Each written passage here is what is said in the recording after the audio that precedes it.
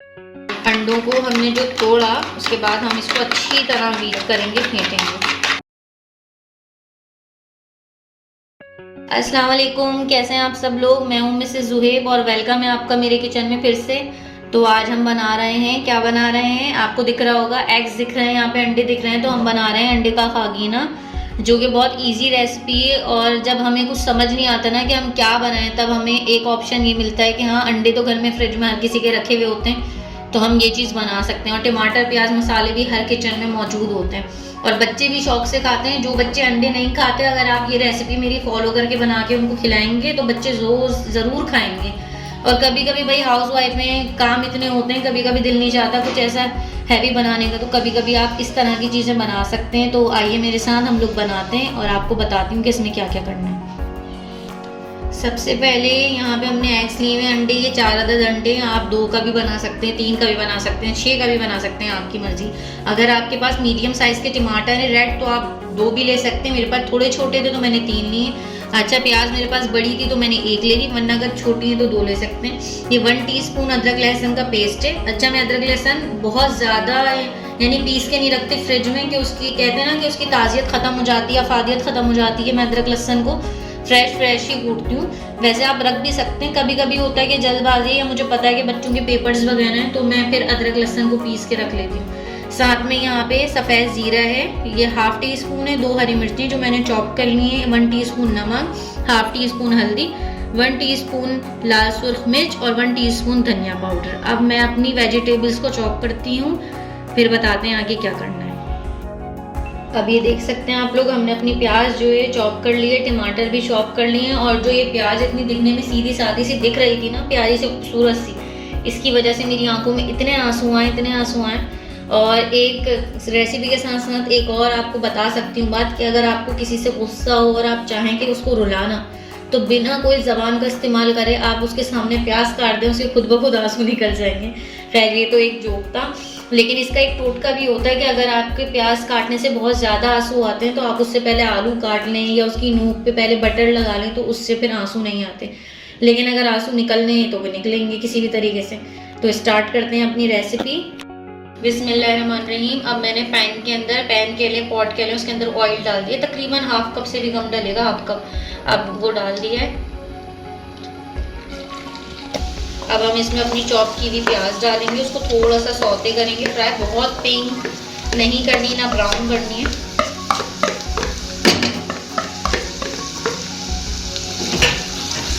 अच्छा, मैंने छोटी सी अपनी पतीली पॉट इसलिए लिया है क्योंकि ज़्यादा कुकिंग में कोई शोरवा नहीं लगना, इस वजह से। अब इसको अच्छी तरह सौते करेंगे फिर।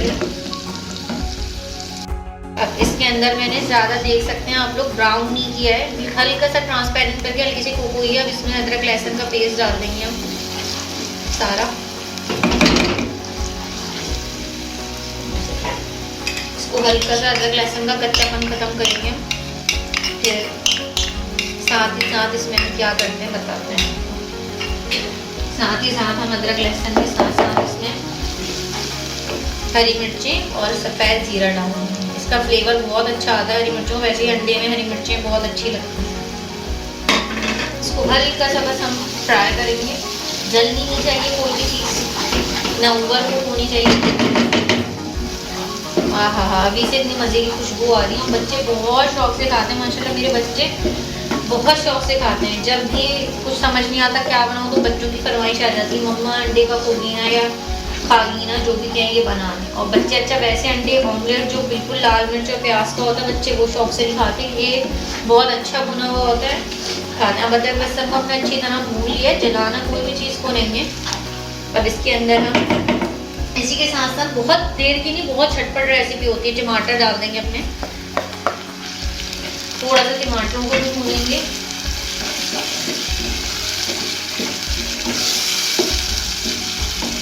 अच्छा, एक यानी टमाटर के साथ हम सारे मसाले भी डाल देंगे, लेकिन नमक अभी नहीं डालेंगे, क्योंकि नमक का ये होता है कि नमक डालने से ना, मैंने सुना है टमाटर जो सॉफ्ट नहीं होते, बड़े हमारे बताते हैं। तो हल्दी मिर्चें सब डाल देंगे, लेकिन हम अभी नमक नहीं ऐड करेंगे। नमक हम एंड में ऐड करेंगे जब टमाटर सॉफ्ट हो जाएंगे।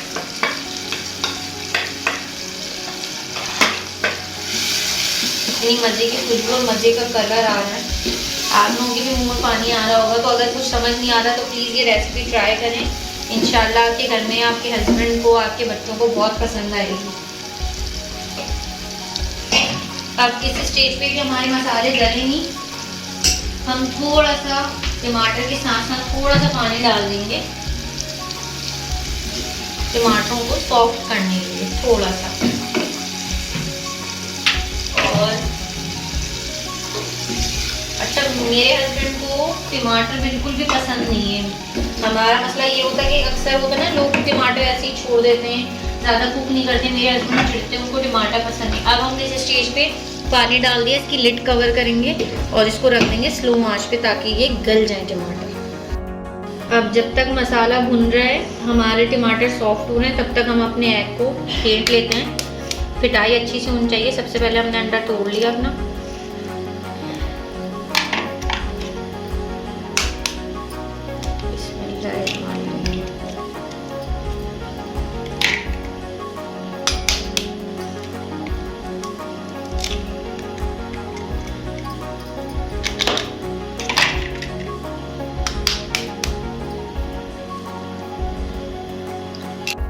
अंडों को हमने जो तोड़ा, उसके बाद हम इसको अच्छी तरह बीट करेंगे, फेंटेंगे। आप बीटर में भी कर सकते हैं और हैंड बीटर से भी कर सकते हैं, लेकिन मुझे जो है ना देसी तरीके से करना पसंद है, जो कि हमारा कांटा।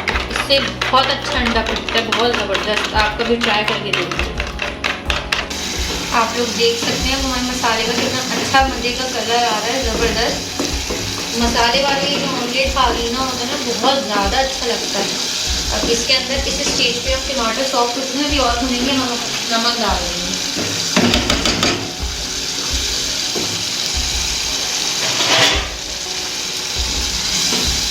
और अच्छी तरह भुनेंगे। अभी इसमें थोड़ा सा पानी है, टमाटर को बहुत ज़बरदस्त तरीके से भूनना होता है। 1 टीस्पून नमक डाल दें। बहुत हार्ड एंड फास्ट रूल नहीं है, बहुत इजी तरीके से बहुत ज़बरदस्त आपका अंडे का फालीना बनेगा।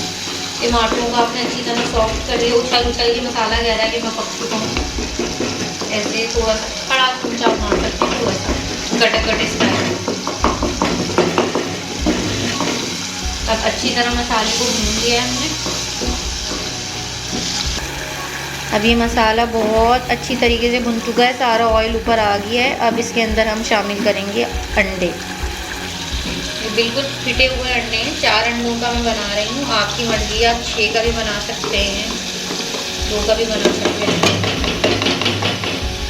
इसे कुक बहुत अच्छी तरह करना होता है कि जो अंडों की स्मेल है वो ना आए बिल्कुल, वरना तो फिर आपका दिल नहीं चाहेगा बिल्कुल भी खाने का।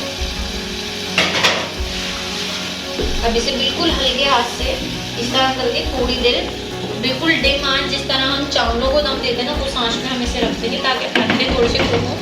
उसके बाद इसे भूनना शुरू करेंगे। अभी थोड़ी देर बिल्कुल स्लो आंच पे छोड़ देंगे।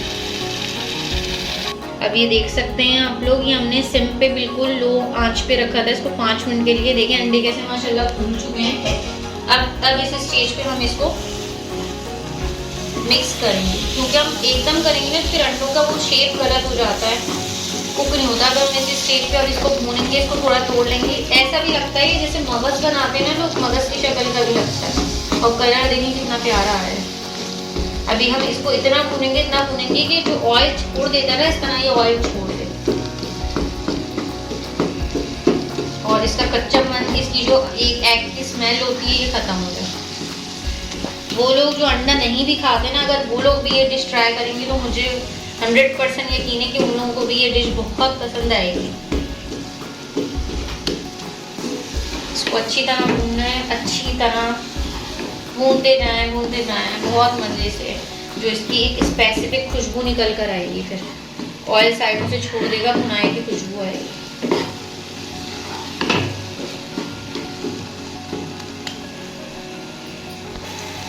आप देख सकते हैं फ्रेंड्स, ये अच्छी तरह भुन चुका है। हल्का हल्का सा ऑयल सेपरेट हो रहा है। वैसे मैंने बहुत ऑयल नहीं डाला, इसमें इतना ऑयल डालने की ज़रूरत नहीं है, लेकिन ये बहुत अच्छी तरीके से भुन चुका है और इतनी अच्छी पूरे किचन के अंदर खुशबू आ रही है इसकी।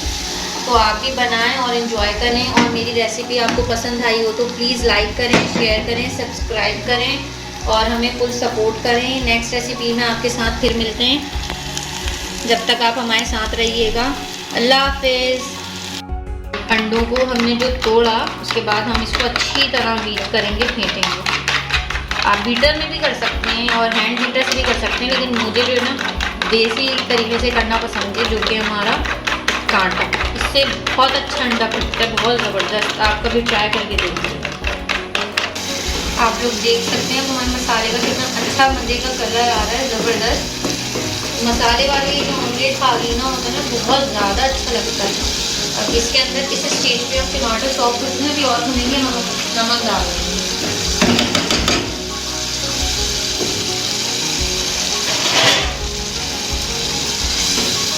और अच्छी तरह भुनेंगे। अभी इसमें थोड़ा सा पानी है, टमाटर को बहुत ज़बरदस्त तरीके से भूनना होता है। 1 टीस्पून नमक डाल दें।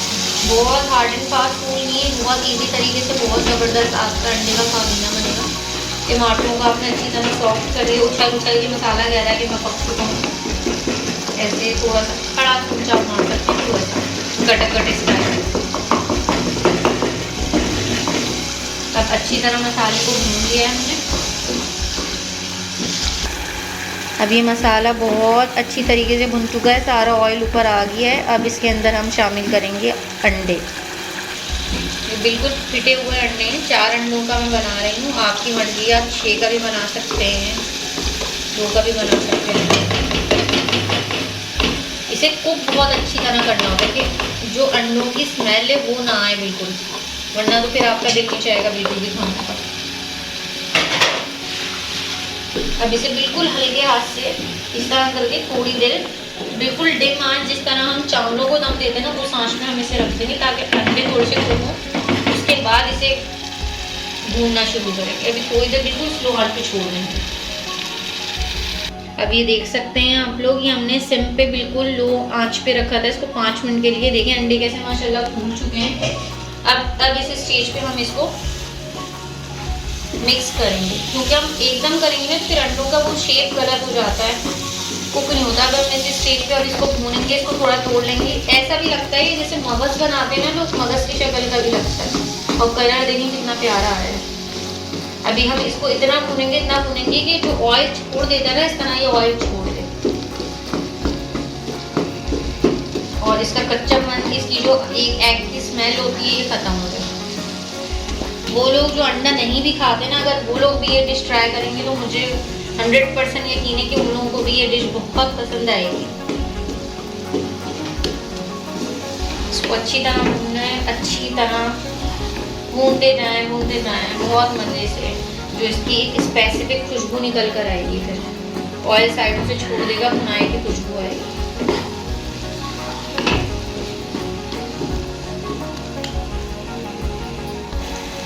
आप देख सकते हैं फ्रेंड्स, ये अच्छी तरह भुन चुका है, हल्का हल्का सा ऑयल सेपरेट हो रहा है। वैसे मैंने बहुत ऑयल नहीं डाला, इसमें इतना ऑयल डालने की ज़रूरत नहीं, लेकिन ये बहुत अच्छी तरीके से भुन चुका है और इतनी अच्छी पूरे किचन के अंदर खुशबू आ रही है इसकी। तो आप भी बनाएं और इन्जॉय करें। और मेरी रेसिपी आपको पसंद आई हो तो प्लीज़ लाइक करें, शेयर करें, सब्सक्राइब करें और हमें फुल सपोर्ट करें। नेक्स्ट रेसिपी में आपके साथ फिर मिलते हैं।